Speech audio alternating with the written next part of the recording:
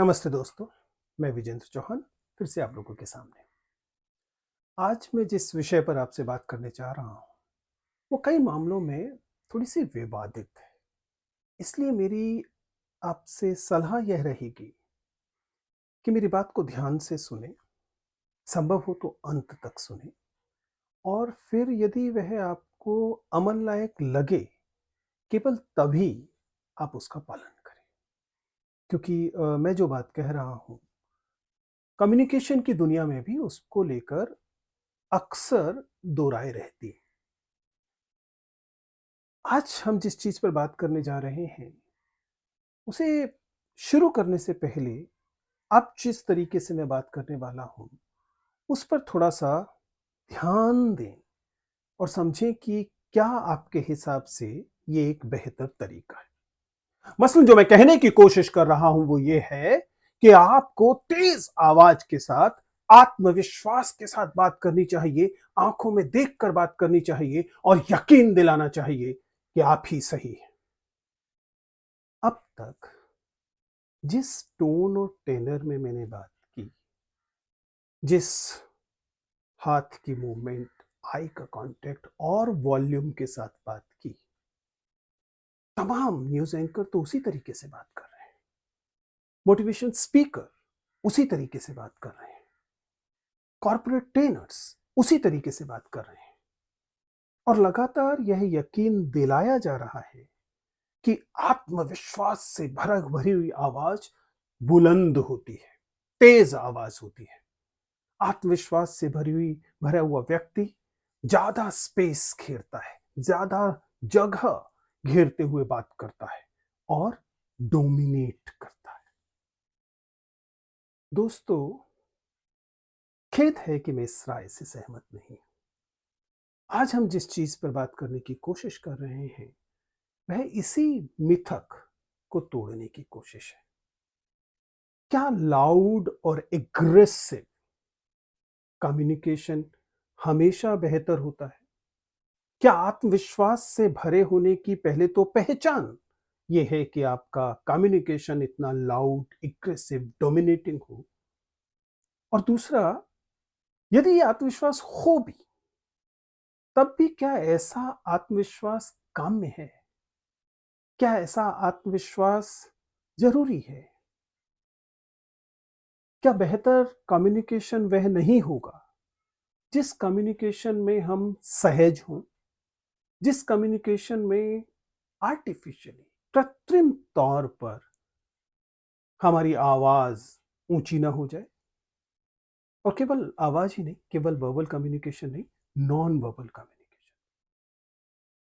आज हम बात करने की कोशिश कर रहे हैं कि लाउड और एग्रेसिव कम्युनिकेशन में क्या परेशानी है।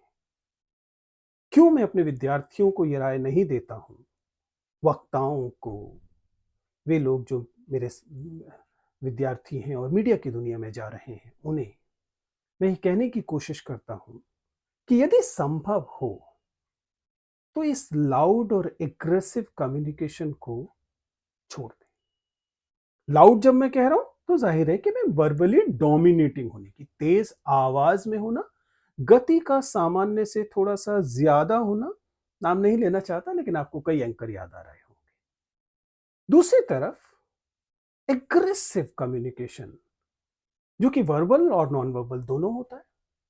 एग्रेसिव कम्युनिकेशन का मतलब है कि हम कुल मिलाकर अपने विचार को थोप देना चाहते हैं, उसे ही सही बताना चाहते हैं। फिलहाल मैं कंटेंट पे नहीं जा रहा हूं, हम कंटेंट पे कभी बात करेंगे। पोस्ट ट्रुथ के संबंध में इस पर बात की जाती है, लेकिन वो अलग बात है। आज हम केवल स्टाइल, केवल कम्युनिकेशन के स्तर पर क्यों ये जरूरी है कि हम इस लाउड और एग्रेसिव कम्युनिकेशन की क्या दिक्कतें हैं, इन्हें पहचानें। क्योंकि जब आप किसी कॉर्पोरेट ट्रेनिंग में होते हैं, जब आप किसी सेल्स मार्केटिंग की ट्रेनिंग के लिए पहुंचते हैं, मीडिया की ट्रेनिंग के लिए पहुंचते हैं, तो आपको लगातार आपके ट्रेनर्स दुर्भाग्य से ये बताते दिखाई देते हैं कि बहुत जरूरी है आप हाथ को फैलाइए, हाथ को बढ़ाइए और लोगों को दिखाइए कि आप में कितना आत्मविश्वास है। और मैं इसीलिए यह विवादित राय दे रहा हूं कि नहीं, ऐसा मत कीजिए। ऐसा करना इसलिए अस्वीकार्य है क्योंकि कम्युनिकेशन के लिहाज से यह कम्युनिकेशन एक्सक्लूजनरी कम्युनिकेशन है। एक्सक्लूजनरी कम्युनिकेशन के क्या मायने? एक्सक्लूजनरी कम्युनिकेशन यानी कि ऐसा कम्युनिकेशन जो बहिष्करण करता है, जो समावेशी नहीं होता। उसमें सबसे पहली बात तो यह होती है कि वक्ता और श्रोता इन दोनों में गैर बराबरी होती है। चाहे दो ही लोग बात कर रहे हो, लेकिन यदि कम्युनिकेशन इस तरीके का लाउड और एग्रेसिव कम्युनिकेशन होगा तो यह समावेशी नहीं होगा, ये एक्सक्लूजनरी होगा। इसमें श्रोता को कमतर माना जा रहा होगा। और अगर इसमें पुरुष और स्त्री वाला कोण भी है, तब तो यह भी देखने को मिलेगा कि यह मैंसप्लेनिंग करता हुआ कम्युनिकेशन होगा। वो एक अलग मुद्दा है जिस पर हम फिर से कभी एक बार बात करेंगे।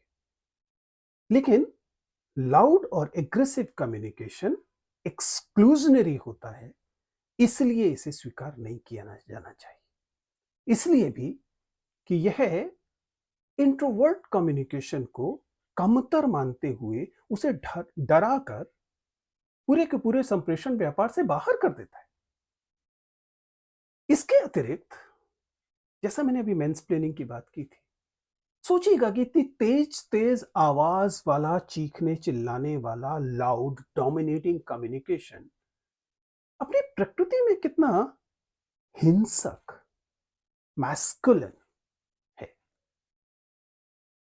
ये ऐसे है जैसे कि आपके पास आपकी आवाज, जैसे कि आपकी भाषा एक औजार न होकर, मोहब्बत की चीज न होकर एक हथियार है जिसका इस्तेमाल आप मसलन कत्लेआम मारकाट करने के लिए करना चाहते हैं।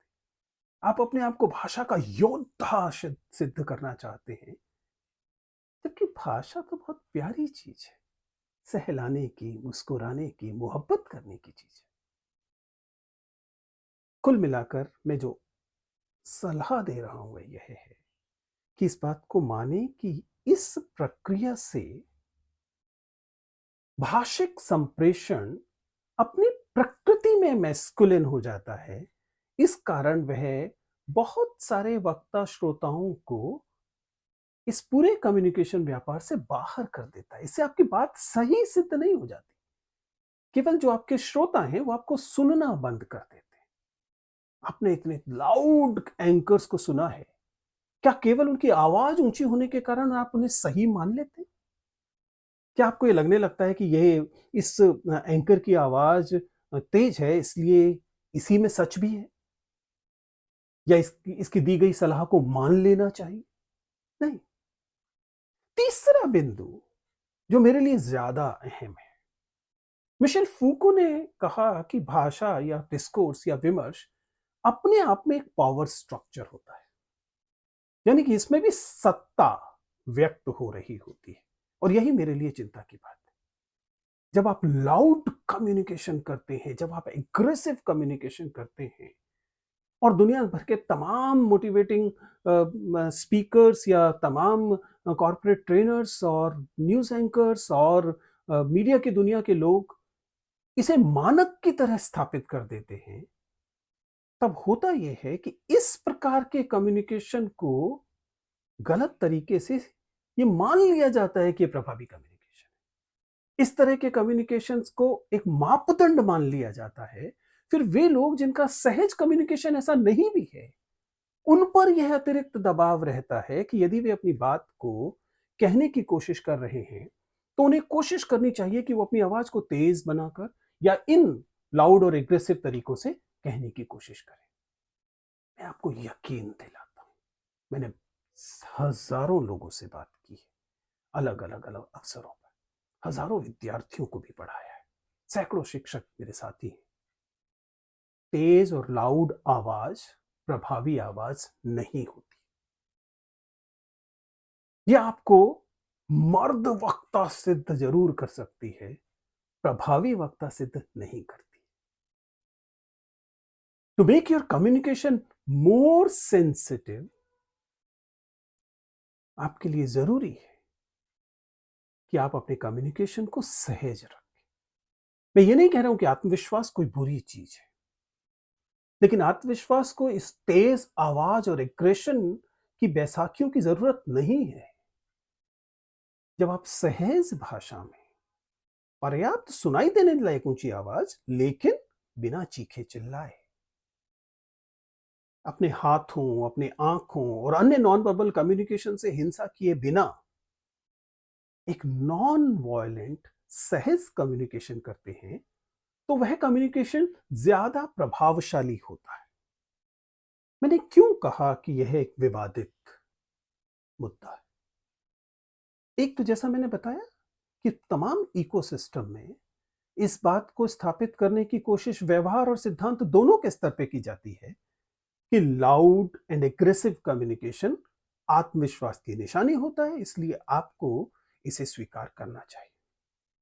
दूसरा, जैसा मैंने कहा कि वे तमाम लोग जो कि अपने आप को इंट्रोवर्ट की श्रेणी में रखते हैं, ये उनको सफलता की के जो मापदंड है उनसे बाहर धकेल देने की कोशिश भी है, जबकि सच्चाई ये है कि इंट्रोवर्ट होने का आत्मविश्वास की कमी हो से कोई लेना देना नहीं। तमाम इंट्रोवर्ट लोग शानदार परफॉर्म करते हैं, क्योंकि इंट्रोवर्ट होने का मतलब आत्मविश्वास की कमी नहीं होता है। इंट्रोवर्ट का केवल तकनीकी तौर पर इतना सा मतलब होता है कि एक्सटर्नल स्टिमुलेशंस, जब आपको स्टिमुलेट करने वाली, आपको प्रोवोक करने वाली, आपको उत्प्रेरित करने वाली जो अतिरिक्त चीजें होती हैं, उन्हें लेकर आपकी प्रतिक्रिया जब वैसी नहीं होती जैसी कि अपेक्षित है, जैसी कि एक्सट्रोवर्ट लोगों में होती है, तो हम उस स्थिति को इंट्रोवर्ट होना कहते हैं। इंट्रोवर्ट होना ना तो आत्मविश्वास की कमी का सूचक है, ना कम बुद्धि, कम क्षमता या कम कैपेबिलिटीज के होने का सूचक है।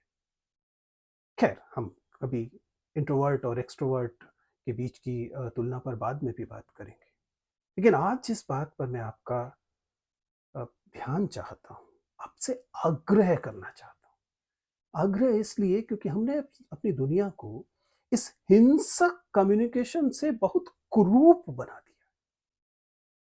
हमने मान लिया है कि जब तक तेज चीखते चिल्लाते लोगों में उन्माद न भर देने की कोशिश की जाए, तब तक आपका कम्युनिकेशन निष्प्रभावी है, जबकि सच्चाई ये नहीं है। ये जो दूध का उबाल है, जो 2 मिनट के लिए आता है, पानी के छींटों से नीचे उतर जाता है, ये कम्युनिकेशन के प्रभावी होने की निशानी नहीं। मैं 2 मिनट के लिए तेज तेज चीखते चिल्लाते हुए आप में जोश भर दूं, ये प्रभावी कम्युनिकेशन नहीं है। प्रभावी कम्युनिकेशन आपको हिंसक नहीं बनाता, युद्धोन्मादी नहीं बनाता, वो आपको अधिक विवेकशील बनाता है। वे आपको ज्यादा सोचने समझने पर मजबूर करता है, और ऐसा कम्युनिकेशन चीखता चिल्लाता कम्युनिकेशन नहीं। दोस्तों, मैं समझ सकता हूं कि आप जो बातें मैंने कही वो कई ऐसे लोगों की बातों के विपरीत हैं जिन्हें आप फॉलो करते हैं, जिन पर आप यकीन करते हैं, और ये स्टाइल का प्रश्न भी हो सकता है। इसलिए मेरा आग्रह पुनः आपसे वही है, मेरी बात पे गंभीरता से विचार कीजिए। कहीं ऐसा तो नहीं है कि आपका सहज कम्युनिकेशन ठीक वैसा ही था जैसा इस समय मैं बोल रहा हूं, जिसमें अतिरिक्त उन्माद नहीं है, जिसमें अतिरिक्त जोश दिखाने की कोशिश नहीं है, तेज आवाज चीखने चिल्लाने की कोशिश नहीं। लेकिन चूंकि आपने अपने आसपास इसी कम्युनिकेशन को सफलता का मापदंड देखा या आपको बताया गया, इसलिए आपने अपने सहज कम्युनिकेशन को दबाकर इस चीखते चिल्लाते डोमिनेटिंग कम्युनिकेशन को अपना बनाने की कोशिश की है, और फिर आप न इधर के रहे हैं न उधर के रहे।